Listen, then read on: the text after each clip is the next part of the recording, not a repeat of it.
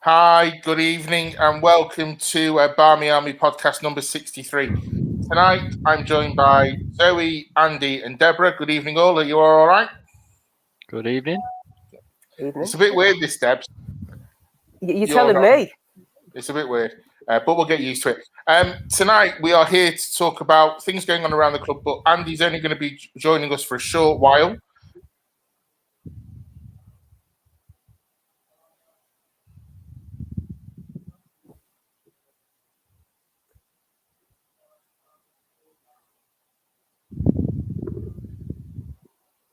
He's still talking. So he doesn't know he's frozen. I don't think he knows, and I'm wondering whether this is some weird sabotage to make me host tonight. Andy, if we're still going live, Mark's going to jump out. I'm back. Mark, are you back with us? Right. I thought that was some weird sabotage way to make me host tonight. Andy, I'm throwing to you. Talk about what you've got to tell us about. Oh, what's that you've got there, Mark? Is it one of these? It's one of those. I've got loads, but you know. It's called the Barmy article, Andy. It's a fanzine written by fans for fans. Exactly. And we are, there's the cat. Yeah. And we are it was the first ever women's fanzine. Proudly stated on the front, Walsall's first fanzine. Common theme in the men's game. United men have 2, used to have 3. We all hear the shouts when we walk into the ground. New red issue out today, red news, United we stand. Hopefully, come August, September, whenever the women's season starts, we'll be able to sell these outside of LSV. We're doing issue 2 is going to be aiming to get out in August. So this was issue 1, the very first of the very first. We've had Zoe's been involved. Zoe's wrote an article about Casey Stoney. We had Matt writing a season review. Deb doing a roundup of Walsall in general and Reds all over the place, whether they be on loan or ex-Reds or the youngsters. It was challenging but very rewarding to get it together. The next issue will be bigger. We've already got enough to go up a few pages. Just got to get it written. Some exciting things coming in the next one. Some stuff for kids, very child friendly. Some aimed at kids. We have a picture of Leah Galton for kids to colour on the back. It'll be a different player next time, so be able to collect a whole squad of players to colour in. And we want people to get involved. We want people to write for it. If you've got an opinion that needs more than 280 characters these days on Twitter, if you've got an opinion that needs more than 280 characters, write it down, send it in, and we'll get it in the fanzine. It can only grow with more contributions. Yeah. Good evening, John. Good evening, Karen. Karen got hers yesterday. I put it on the screen. It's a great read and well done to all. For me, fanzine culture is an important part of the game. It's a really important part. And as you said, Andy, I remember for one of my first games going down to Matt Busby Way or even the Warwick Road, you're hearing the sellers say, get your fanzines. Zoe, you wrote a great piece about Casey. When Andy asked you to get involved, was it something that you thought, it's something to jump at for you? Yeah, definitely. I've done journalism for a while now, but on the music side of things, and I'm massively, as you know, into Manchester United and of course our women's team. So I was delighted to be asked to be a part of it, and it was definitely something that I wanted to jump at because I think we all have strong opinions on various aspects of the game and the club, and so it was a real pleasure to be a part of that, and especially right from the start that first issue. John Ball put fanzines massively important in fan culture. John Fry put this message in for me, and if anyone was wondering how your Polish is, it was that. I'm fine, John. I'm fine. Debs, fanzines. Hello. Hi. Yeah. This Hi. is bizarre. Nice to see you. Well, it has been our status for the last few days. It's only recently that we've actually been allowed to be in the same room as each other, and even though we're now separated. Look, I'm old enough to remember the days of Red Issue, and I remember my brother and I will still quote, as much to your frustration, Mark, we will still quote bits about, I mean, the things that I can repeat here, things about Bertie Magoo and for anybody that remembers, West Ham men had a player years ago called Florin Radichoyu. And to this day, my brother and I don't refer to it as Red Issue. We call it Radichoyu because somebody mispronounced it. For us, it was just part of our culture. We looked forward to getting the copy every week. I remember whenever they were out. Sports pages in town used to be one of the few places, if you didn't go to a game, that you could go and buy it. And it was a highlight for us. And we used to read it cover to cover. Didn't always agree with it, but it was crucial to us to feel connected to other people, to the team. And that element of fan culture, we're introducing to the women's game. And as much as we're not bringing every element of the fanzine culture in, because certainly if you go and look at some elements of, like I say, Red Issue, I know now you've got Red News, United We Stand, but some elements of it were quite edgy. We're not necessarily going to see that.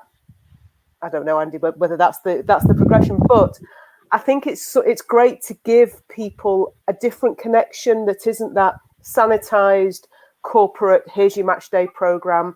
Actually, we're talking about opinions. You know, a lot of what Zoe was saying might have been the stuff we all agree with, but you wouldn't necessarily find it in the match day program.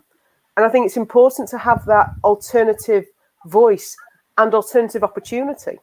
So, Andy, I know it's something that you're really, really proud of, and so you should be. And I know Marc's talked for a while about fanzines, and I think it's just a really great opportunity that we've launched on. And I have to say, the fact that it's the first is a massive thing within the women's game. And I've been in discussion with the FSA, the Football Supporters Association, and they're putting something together later this year. They want to have some element of this, of women's fanzines, but there's only this one that they can look at. So, Andy, you're ahead of the trend. Well done, and well done to everybody else who's been involved in it. Yeah. Andy, go on. Well, but that's another thing. I'm proud to be the first in women's football, but it's by no means a look what we've got. It's more a look what you can have. I've never done any kind of journalism before. I've wrote a few opinions down and had a couple of things in Red News, but it's just typing out an email and sending it to Barmy, and he says, yeah, great, puts it in. But we've managed to get this together, and I can confirm that we have sold enough to be sure that there will be an issue 2. All it's going to do is sustain itself. There's no sign of any profiteering on it. It is purely to sustain itself, and so far on issue 1 it's sustaining itself into issue 2. So happy with that, happy with how it's going so far. Obviously we want to sell more to build on what we can do, but yeah, we want fans of other clubs to say, why can't we have that? And the answer is they can. And if they did, I'd probably buy one, see what's going on elsewhere. Yeah. Just going to go through a few comments. John Fry wants to know, is your cat, Andy, going to be the mascot for us next season?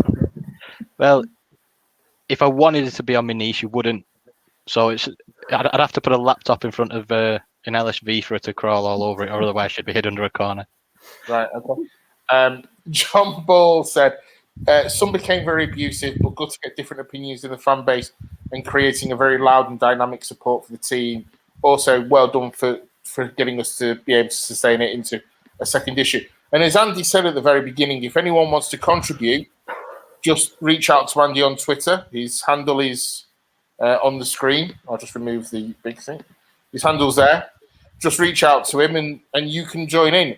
The interesting point for me was when we started talking about this, Andy, initially we were talking about it from let's put something in, see if Barney will put something in for us from Red News. And that kind of then ebbed and flowed into this. And actually it came together so very quickly. And the process, I mean, but we only had one meeting to say this is what we're going to go in, and that's when we're going to do it, and that was it. And the only timescale hiccup was the fact that this season, when it was extended, when we wanted to go to print, and then obviously Casey left, so that kind of we had to move some things around to get everything in. That was actually really exciting. that was a proper hold the front page kind of moment. Yeah. And Zoe's article about that is brilliant. And I'm not saying this to just because Zoe's on the podcast. I genuinely mean it is a really, really good article. And in fact, all the articles in it are worth reading. And Andy, how would they go about buying a copy if people who were on here wanted to buy one? So the link is, I believe you said, in the description, and it's been up on the screen. Also, if you go to my Twitter account in my bio, it's got that link that will take you to Big Cartel where you can order. It's $1.50 for the fanzine plus £1 for UK postage. If you want international postage or multiple copies, send me an email, which my email address is in my bio as well. Moving forward to issue 2, hopefully it'll just be a case of at this game I will be stood at this point, and you can get it just for the $1.50 in person. That's the dream. Obviously, some people who live further away will still need to order it online, which is fine. We'll still be offering that. So yeah, the link's there. Click on it, buy it. Yeah, I mean it's kind of exciting the fact that we've all been a part of the first ever Barmy article and also the very first fanzine ever in the women's game. And as you said, Andy, I hope other teams take notice of it, and I hope other teams do see what they can do. For me, in many ways, and so I'll come to you on this point, the BA have always been kind of at the forefront of doing things. The flags were always there, but we then took flags en masse. As a journalist, are you hoping that more teams follow what Andy started here and go on? Yeah, definitely. I mean, it's like you said about the fan culture of football.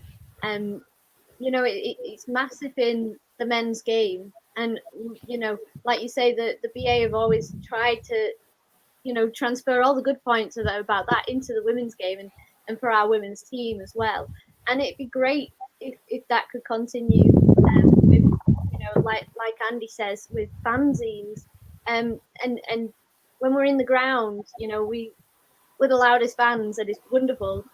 I want to be able to hear the opposition. I want that kind of, to be able to bounce off them and, have that banter. And it's the same when it comes to fans as well. It'd be really great for the fans, for the club, for the players, because it just benefits everybody. And as Andy said, it'd be great to see other clubs doing it, and I'd be interested to read their articles, and I know we'll mention other teams, and it'd be interesting to see what they have to say about us too. So yeah, I hope it I know ours will grow and it'll be fantastic for us all to be involved in, but I would like other teams to follow suit. It can only be good and a positive thing for the women's game in general. Andy, just so you know, John Ball says we all know what I'll be doing after the podcast then. Excellent. I'll stick one in an envelope already. Debs, you've been a part of FSA meetings. We've been a part of FSA meetings. We know where the game can get to. There is a few things holding it back. I think we can honestly say that. Do you hope this kind of thing transfers over? I think anything that allows fans to have a voice and fans to feel connected to their teams has to be a good thing. And I've said countless times on here, on other forums, that I have really struggled coming over from the men's side of things to the way that women's football is followed. And actually, this is a very, very recent conversation, actually. Marc, you and I were having yesterday with somebody else about we just don't get the way that there's a sense of apathy that, oh, that's just the way things are in the game. No, push it, challenge it, make it better. And yes, I know some people are going to be resistant to anything like this, but everybody's got an opinion. And you say, Mark, that football's about opinions. I've got another phrase about opinions, and we're pre-Watershed, so I can't say it. But we've all got one. And we've all got them about our football team. And I just think that the connection to your football team is so big for people. Some people are quite passive about it, but there's a lot of people that are very passionate, very active. Something like this, it connects people to each other, to the team. Why not? Why wouldn't you? It's not... I mean, I'm not going to deny what Andy's done, because there's a lot of work that's gone on in the background. And I think the danger with anything like this is people just see the end product and go, yeah, well, that looked quite easy.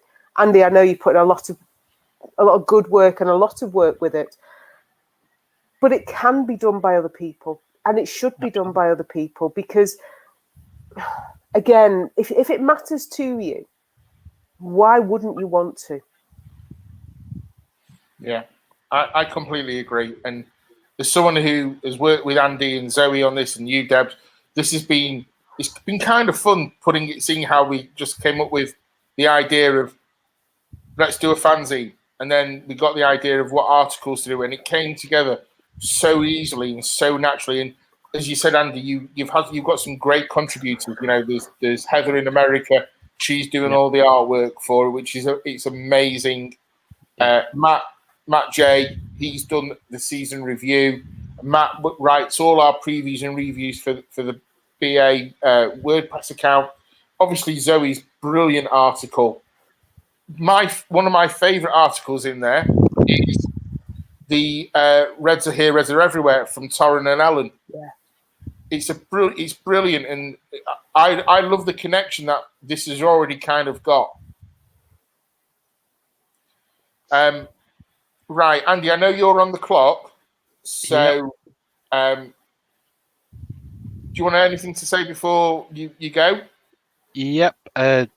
One thing is, talking about opinions, I obviously have opinions. I'm not going to be neutral because I'm running a fanzine, but I also won't shut down opposite opinions. If you disagree with me, I still want it in there. I expect there will be some issues in future where there are contradicting articles, because there is no agenda behind it. It's a showcase for everybody's opinion. So I fully expect at some point you'll go on to page 6 and 7 and read some opinion on something by somebody.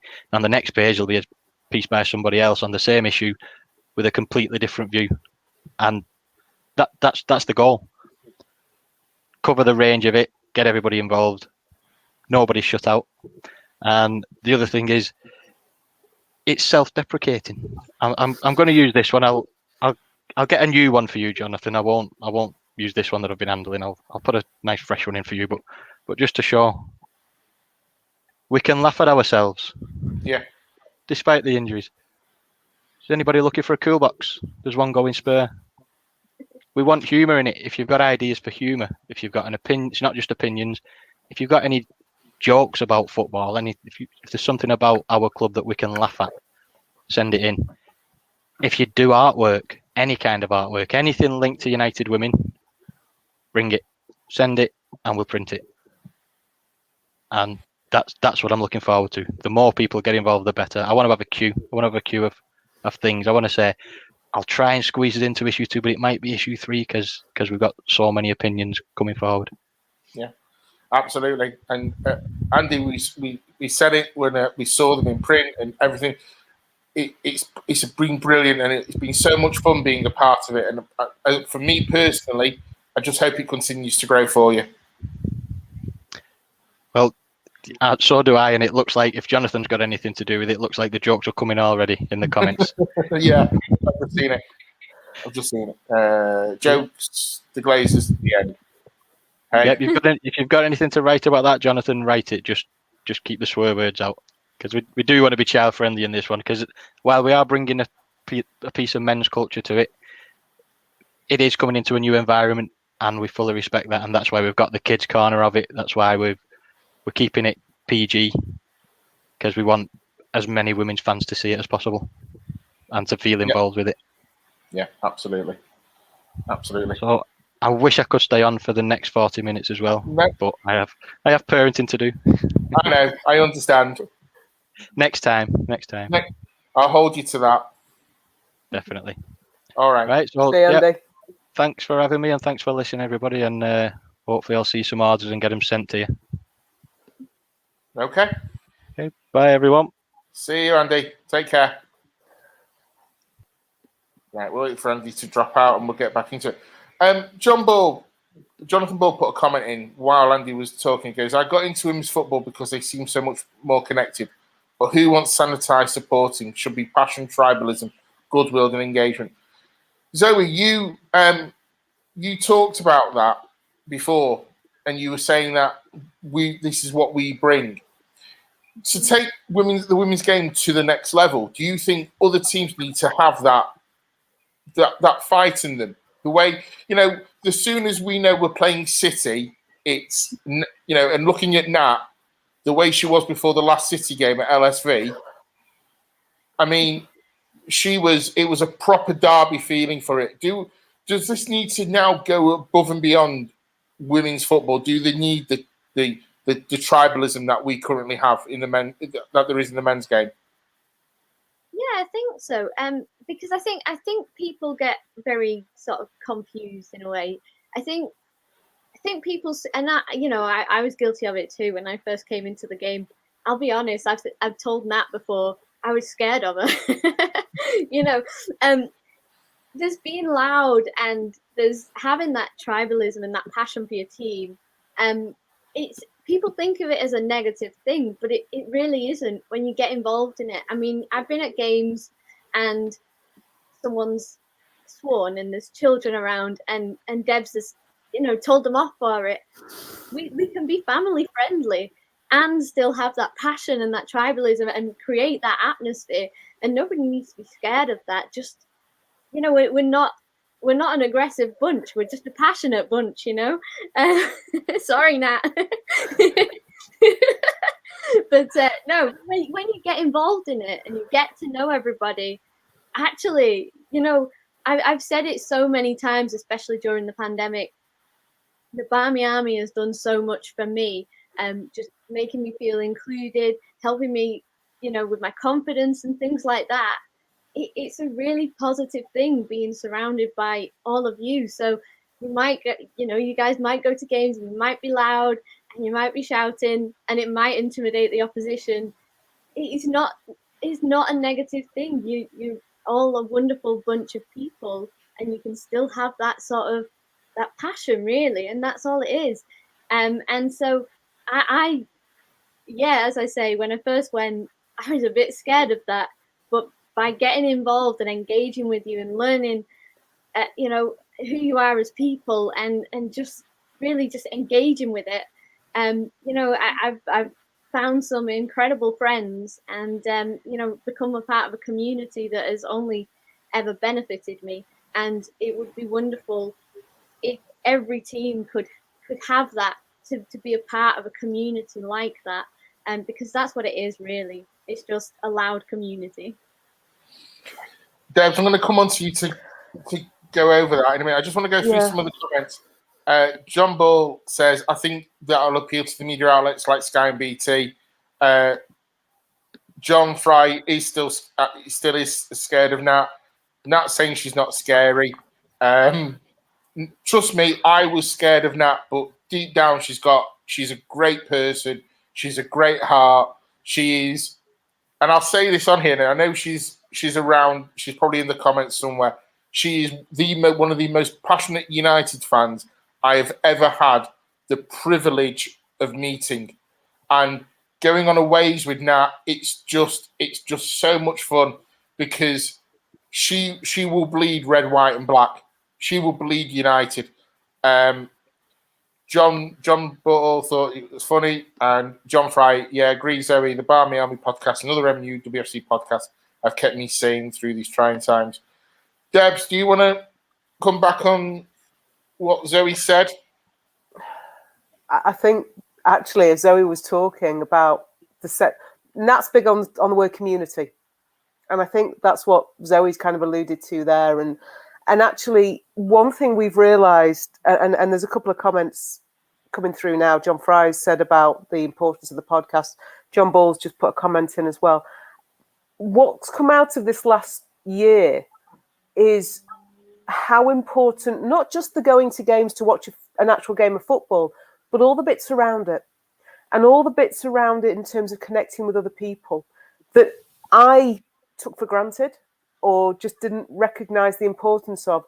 And actually, what we have created in a very short space of time is a real sense of community and family. And what I didn't appreciate until this last year was what that meant to people. But you talk about it's a privilege to know Nat, Mark, and it is, but it's also been a privilege from my perspective to get the comments back from some people about how important the BA has been to them throughout the pandemic and even before that. And we're talking about, Zoe, you talked about confidence. That's something that's come to me a few times from people. It's people who've come on the podcast, and actually in some cases, they took a chance. They took a massive risk. We'd asked them, no, I don't feel like doing it. No, we'd gone back and said, look, come on for the New Year's Eve show or the New Year's show that we did where everybody came in. That was a great tester for some people because it was just come in for 5 minutes. And actually, people were like, actually, I can do this. And their confidence skyrocketed. And also their sense of connection to other people.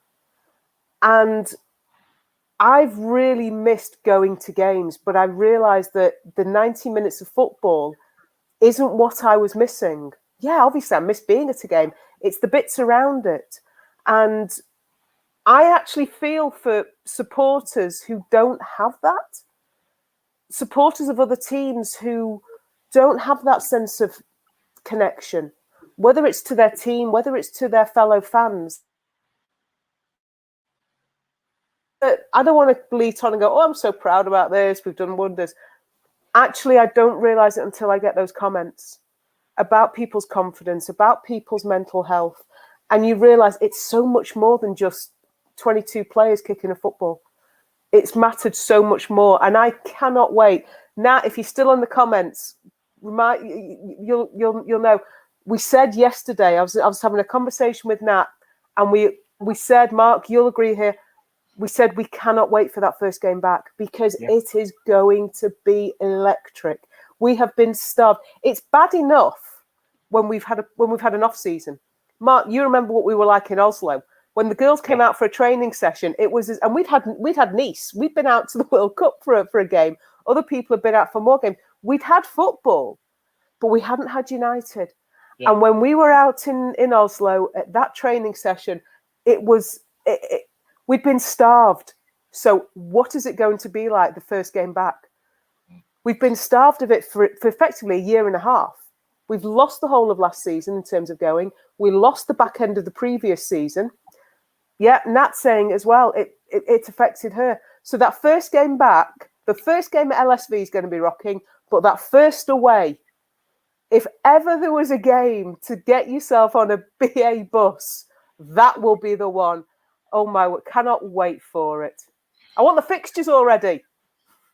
Yeah, the fixtures will be out soon. What I want to say about this is that once we knew lockdown was coming, because we were kind of talking about it at the United City Devs derby just before lockdown actually happened. And we were saying what we're going to do. And actually, I'll give Natalie and yourself, Debs, all the credit on this. You said we will be there for each and every single member we've got and more. We will do something. And you nailed the colours straight to the mast straight away. And we didn't know how long these things will be going on. Yes, life seems to be getting back to our sort of normal. And there is football on the horizon. We all know it. Season ticket renewals reopen on Monday. So there is going to be football we're going to go to. John Ball says, I'm going to go through all the comments, but John Ball says he would love to experience a proper Barmy Army support. It's a great community. And that's the word that Nat uses. It's a community. It is. And Zoe, so this is a question that Debs and I have asked each other. I'm going to ask it you. What's the first song you want to sing when we're back in at LSV? Oh. The first song. Well, I would have said, a few weeks ago, I'd have said Casey's at the wheel, but we can't sing that anymore. What are we going to do? Well, let's pretend she is. That can always be the first song. Yeah. I mean, yeah, but as know. we've established though that which of the players are on it, because Casey, who's left? This is the other issue as well. You've got Zoe. Yeah. We're gonna have to really work on that song over the summer. That's the BA's priority is rewrite the song. It is. It is. Go on. I was just gonna say, I guess the first song. Other than that, I'm hoping that I can still sing Jackie Gronin. Yeah, but who knows? But yeah, I like that one. So. I'm just going to go through some of the comments and we'll catch back up. John Ball says when he fell ill with his mental health 5 years ago, going to games, even LVG games, kept him connected to life and probably helped him in beating his illness. And actually, John, I mean, from my point of view, my mum died almost coming up 10 years next year. And that first game back I went to, even though I had my family and my friends around me, I went back to Old Trafford and the people around me, it made me feel normal. And it made me feel that life does go on and you can look at the bigger picture outside of it.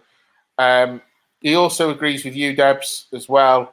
And people say, John Bull says, you love the podcasts. Karen says, spot on Deborah Barmy, our podcast will be something to look forward to during lockdown.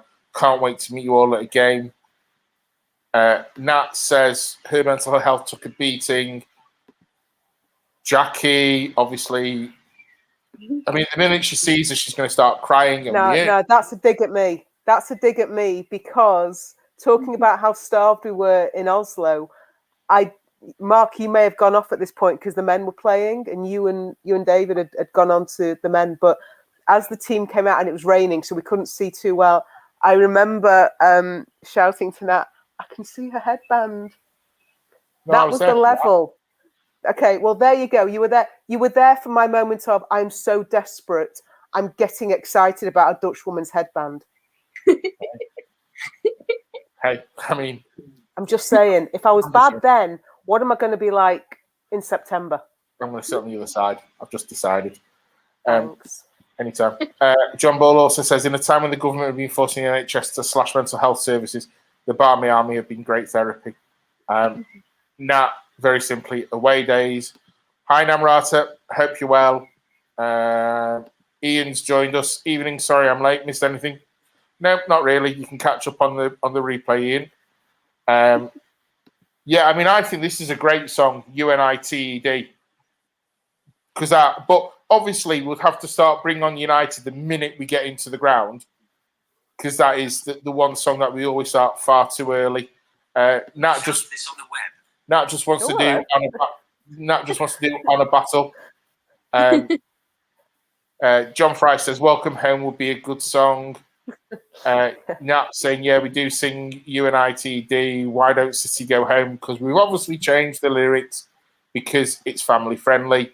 John Ball says he thinks normality is a big thing. Karen says, met Nat the other weekend, can vouch for her passion for United. Quality person, roll on the first game. And she is a top person. She really is. Namrata, love the podcast, guys. The million miles seems not so far away from LSV. John Ball's laughing. Namrata, and he says, nice one to Namrata. I'm actually, the more I think about what's going to be, Monday, as I said, season ticket renewals open. Monday afternoon, the system crashes because they can't handle it. How excited are you for the first game potentially back, Zoe? Yeah, I hope our first game is at home. To be honest with you, I love away days, I really do.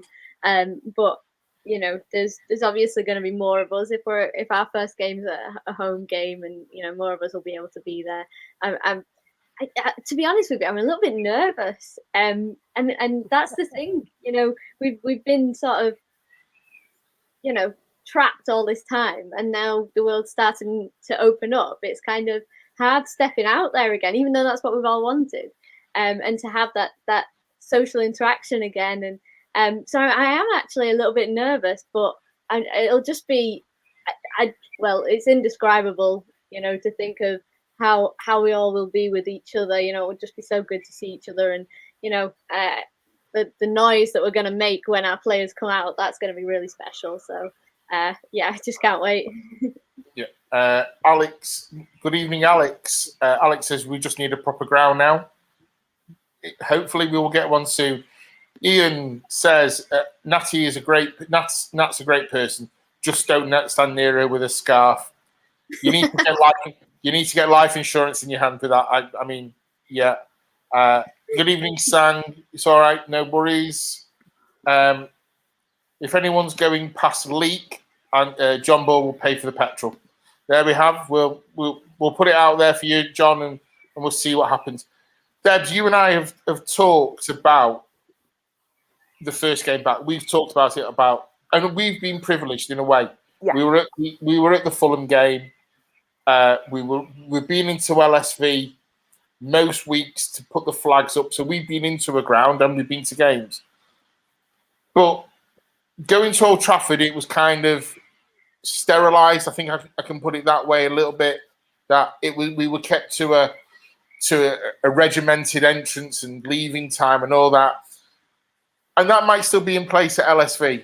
But you said when you're back to Old Trafford, it kind of felt like you were a kid again. What kind of feelings are you having for going back to LSV? I think you make a really interesting point that for you and me, every other week sort of thing, or sort of every week towards the end of the season, we were going to put the flags up. And I remember the first time I went to do the flags with you, it was, we're going into LSV. Oh, it's naughty. Oh, no one else is going. And it felt like we were being let in on a secret. And then it became normal. Then it just became, we rock up, we go to the front reception, or we call the guy, we go in, put the flags up, half an hour later, we're gone. And there were certain times when it was more special than others, and there were we didn't always go on the girls' off day, not that they were training there, and there was the time that Casey came over to us, Marc. But it became normal. So I think for you and me, maybe going back to LSV won't be as... I remember when we drove up there the Friday, actually, there was a Friday I think I went with Nat. And driving up felt really weird because I was going to the ground, but I wasn't going for a game. And why else would you go there? I don't need to shop at Morrison's, and I couldn't go to the Rent, but it felt strange to be there. For you and me, I think we've had that experience. Yeah. We've been to a game, like you say, we were at the Fulham game. So I think in a way, yeah, I'm not feeling as nervous or excited. Well, excited, of course I am. But I think, Zoe, like you say, you've not been there. It's going to feel different.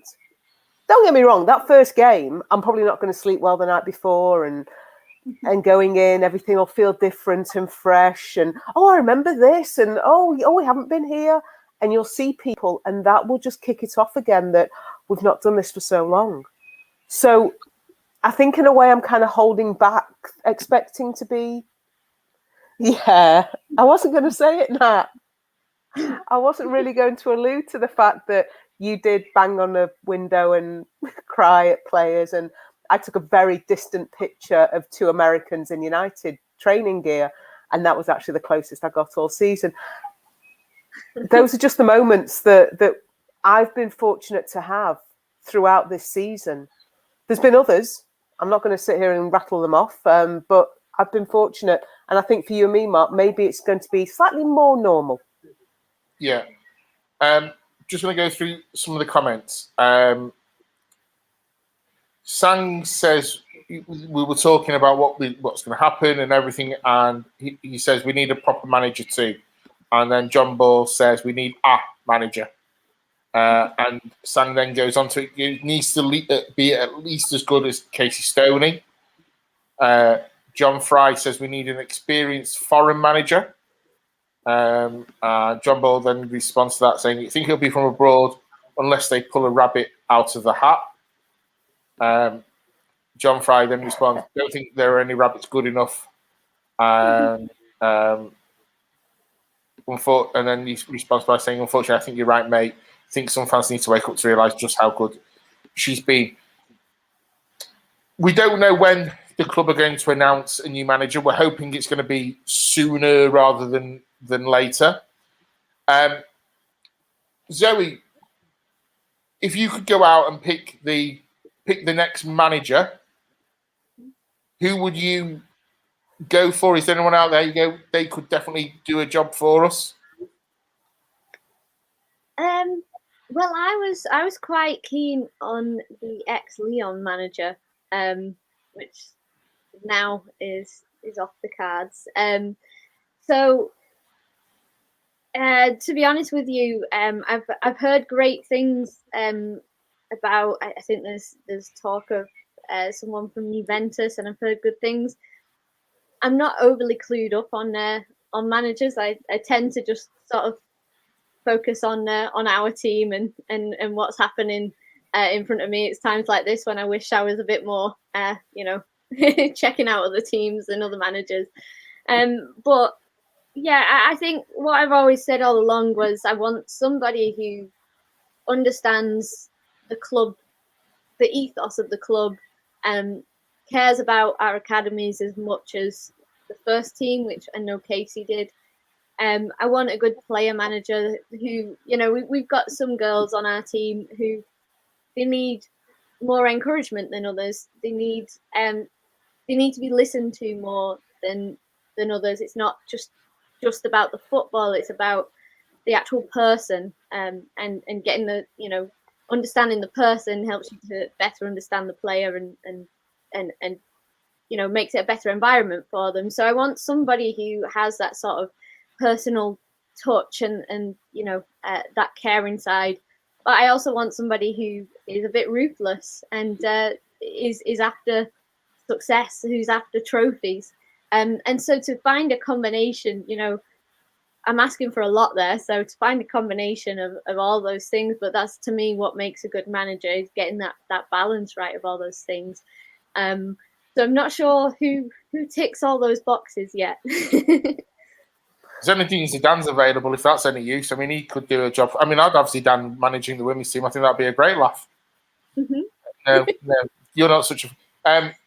Just going to go through some of the comments before I come on to you. Ian says he will probably have a tear in his eyes as he walks past the LSV. It's LSV, Ian. We get this every week. It's LSV, not the.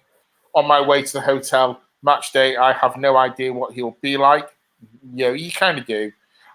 John Fry says, hopefully in 2 weeks we need a manager named. Sang says to Ian, fans at the game will be awesome. John Fry says the one that said Maria, someone sounds a good bet. John Ball says this is where my lack of women's football knowledge really fails me. Sang says the thing is you guys have tons of spots to fill player-wise, so a new boss needs to be in and starting to graft. John Fry says Levante manager. Yeah. Karen says Maria Pry. John Ball says agree. The women management needs to be spot on to get the best out of the girls. Never going to happen. I'm not even going to mention his name. Levante manager agree with John, and John Fry thanks Karen. Debs, obviously with it standing out the one that Sang said. Is there anyone out there? Yeah, is there anyone out there that you would like the look of as a manager?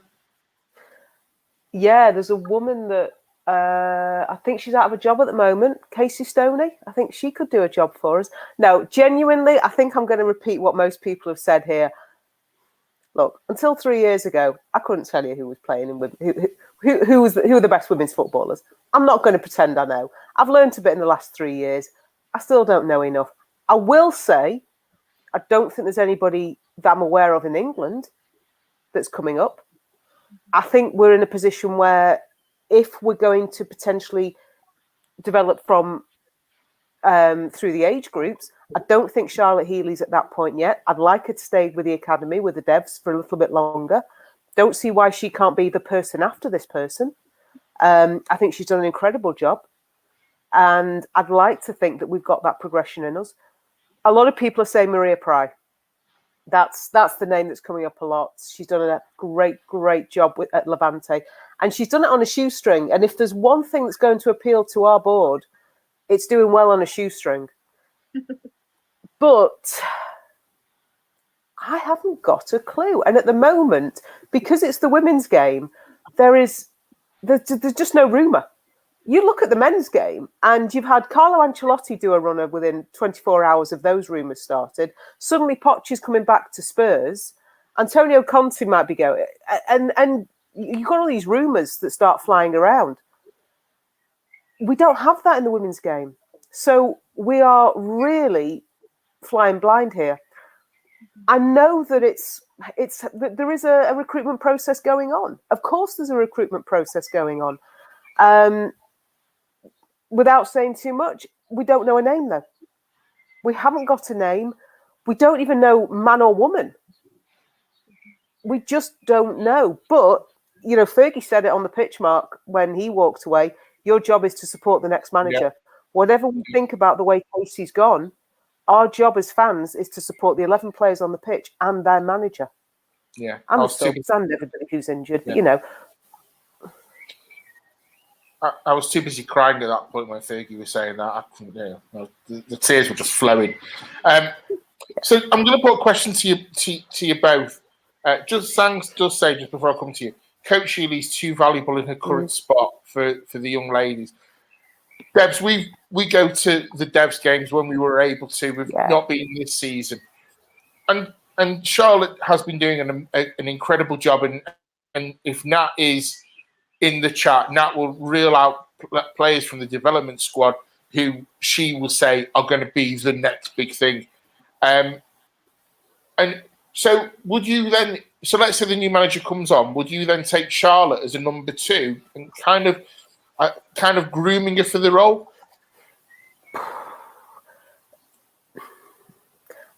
I'm hesitating on something because maybe it's because we weren't in games, but I don't think we've seen anything of Martin Ho. Okay. And I need to know what he's about before I can say, yeah, chuck Charlotte Healy in as number 2. I think we've had a number 2 that, for whatever reasons last year, we didn't see anything of. And I get the point, let's groom Charlotte Healy potentially. At the moment, I'd rather say to her, sit where you are for the time being, bring some of these kids up so that hopefully when some of them are in the first team, if she gets to be gaffer of the first team, they know her. She knows them. It's an easier relationship. She knows how to get the best from them. She's been crucial in their development. That would be my sense right now. But I'm also really aware of the fact that she's very highly rated. And then the other sense is we've got to make sure we keep her then. Yeah. Zoe, I'm going to put a question up. When the news dropped that Casey was leaving, I was doing the podcast that night and I had Ian and Fiona on. And I put a question to them, and it kind of goes back to something you were saying. And I'll ask, we all want a manager to come in and play the United way. That's something that we all want. So would you, for example, or my question to you, would you say to someone like Michael Carrick or Kieran McKenna, someone who is at the club, Michael Carrick's played at the highest level, he's on the coaching staff, would you say, come on, like City have done with the City manager, they brought him through from one of the men's younger teams. Would you say that's a good move, or would you say, no, actually, we just need to separate and have something completely different? You know what? I've never really thought about that possibility. But with you just mentioning it, it sort of made me smile. It kind of got me excited that could be an interesting possibility, and I would, yeah, I think I'd fully support that actually. You know, I know it's, you know, we always hear all the time that, you know, it's a different game, the men's and women's game, and I get that to an extent. But at the same time, football's football, and this club, as always, ever since its women's team started 3 years ago, it's always, you know, they've always done things side by side, which is something that I've always loved about it. You know, from the little things to the PR side of things, and the charity work. They, you know, they went to a lot of engagements together, and that's something that I love, because that's why I'm here. I'm not a women's football fan. I'm a Manchester United fan, and that's the men, that's the women, that's the academies. If they're proven in the game of football and they're proven in Manchester United, I don't see why it can't work. I don't see why we can't give them a chance as much as an outsider who doesn't necessarily get what United's about or what it's supposed to be about. So, yeah, I'd like to see that. Okay. Debs, before I come to you, I'm just going to go through a load of comments. John Ball says, Conte at Spurs is a car crash waiting to happen. Sang says the new boss needs to have the full support. Whoever it will be, they'll have that support. That's not going to be in question.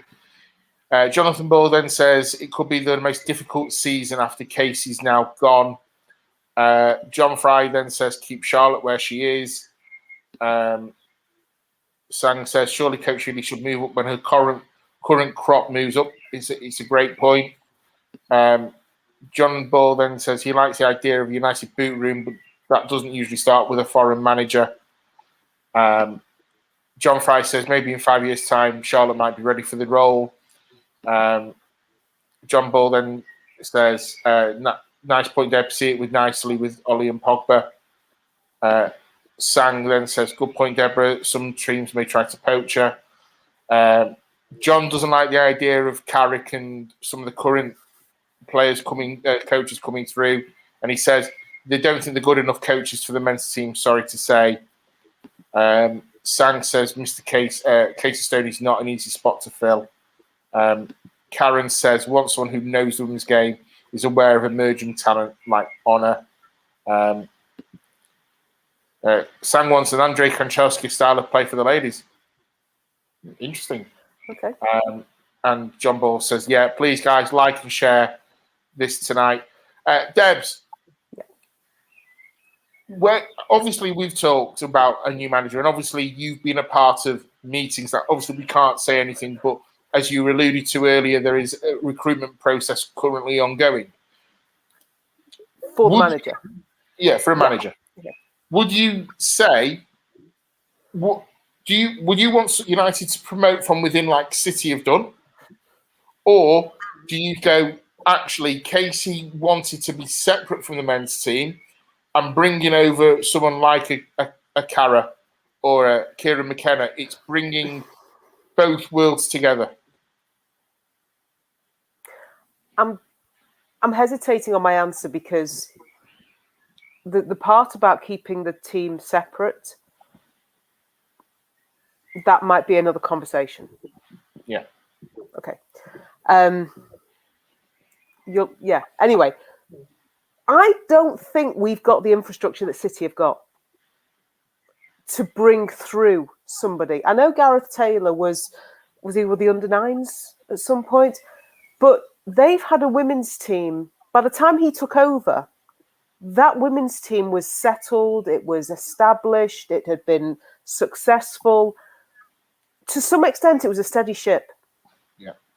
And you look at the personnel on that squad, they already had world-class experienced players. We might not rate some of them, but okay. We're not in that position right now. We are still in a growth phase. We are still in a development phase. And I think at the moment it's too soon to hand the reins over to somebody who would come in purely to coach an existing quality squad. I think, and I think Karen said it, we want someone who knows women's football, knows the talent, knows who to look for. We're aware that Casey was very, very influential in terms of planning forward and looking at players who'd be available. Yes, we've got a director of football now, but I don't think we are at the point of saying that's just John Murtaugh's job. I think we need the manager to still be part of that. And I'm not sure yet we're at that stage of let's promote from within. Okay. I think we need somebody to come in, steady pair of hands, but somebody who knows the game inside out. Somebody who can say, this player's decent, bring them in. Not a version of Lionesses FC at City. I get the point, and I'd love to think in 5 years we can do that. I just don't think we're ready yet. Okay. So, Zoe, someone mentioned it in the comments before on that. They think that next season is going to be, to coin a phrase from United, the impossible season. Do you truly believe that, or do you think if enough of the squad that stays together, we will be all right next season?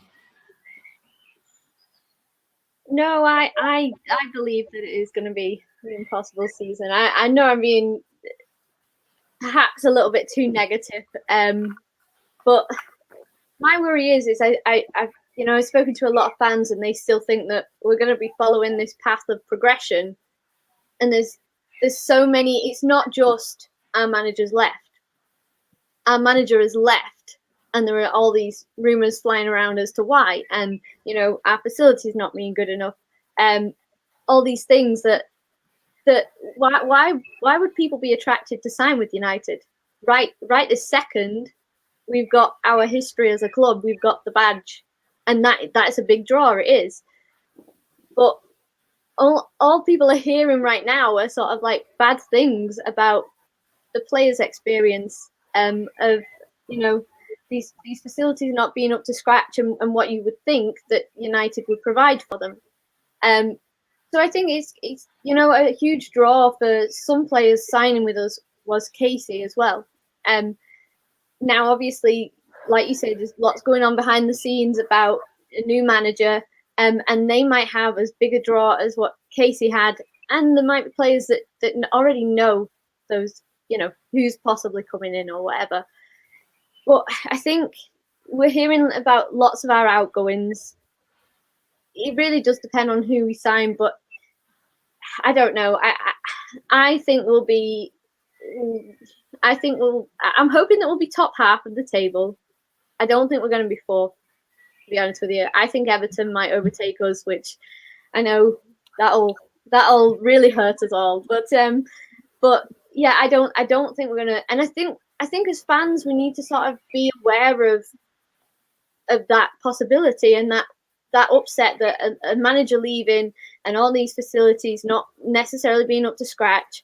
And I think we need to be aware of that, because otherwise we could get to a point where as a fan base we're not supporting the new manager, because the new manager might have like you say, a bit of an impossible task ahead. And if we're expecting this same path of progression, we don't want to turn on him too soon. I mean, I've never voiced this opinion to anybody before, but I think that we were a little bit too harsh on Moyes when he came in. I think we were a little bit too quick to and as I say, I've never said that to any other United fan, so I don't know how anybody else feels, but I feel like I'm going to get attacked for that now. But I think we have these high expectations. I think we need to sort of lower them to give the new manager a chance to do the thing and rebuild. So yeah, that's just my opinion. Now I'm scared.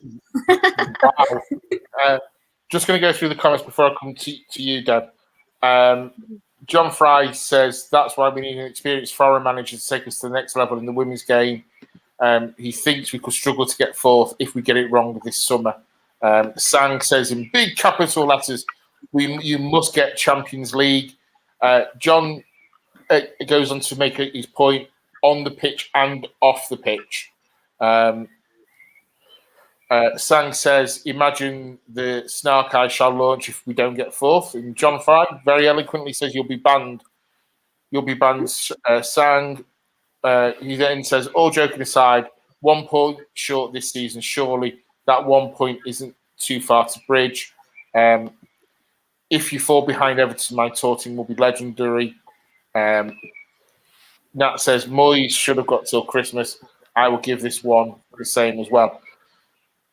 Debs, where do you stand on next season, briefly? Do you think we're going to struggle, or do you think actually, if, as I said to Fiona, Zoe, sorry, if a majority of the squad sticks together, we'll be right? Yeah, I think that there's more talent in our squad than we've seen this year.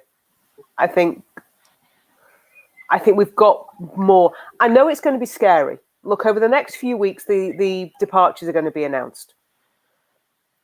That's going to happen, and people are going to have a bit of heartbreak because, oh, this one was my favourite. Why are we getting rid of this one, but we're keeping that one? It's going to happen. Then, hopefully, there'll be a manager announced. Then we'll start the incomings. And because of the way that process happens, we're almost getting deflated. So whoever comes in will be, oh, right, is that it? Rather than, here's your new players. And now these players have gone. But I go back to the beginning of this last season. We didn't have anywhere near a bench for that Chelsea game. And we fought and we hung on. And there is still talent in that team. The aim is to improve that squad. And the players that leave will be leaving because they've reached as far as they can go with us. They're the players who actually, we've sat in these podcasts for the last year and a bit and said they've gone as far as they can. So actually, we need to clear the decks in some ways. But the players that come in surely have to be better than those players. So why not?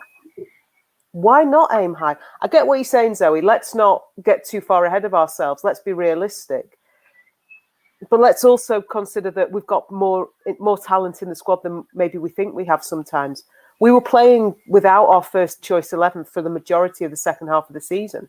I'm going to try and be positive. You know, maybe by October, I'm calling everybody all the names under the sun. But yeah, I'm going to be. I'm always positive at the beginning of a season. Marc will tell you. I get really excited when the men start in August and September. I'm all over it, and then I've given up. No, not given up, but you know, I've got a bit more perspective by then. So I just think we've got to be positive. We've got to get behind these players. We've got to give them our support, and maybe we've just got to trust that it's going to be okay. Yeah, I'm just going to go through the comments before we start to wrap it up. Nat says, we are at the point where I think we are the third best team. She says, honestly, she thinks we can make it up. John Ball says, I will forgive you for the moist comment. I remember Dave Sexton. Then Nat's dropping some transfer news in. Everton are getting Tony Duggan, but then she says, I'd rather keep Jane Ross.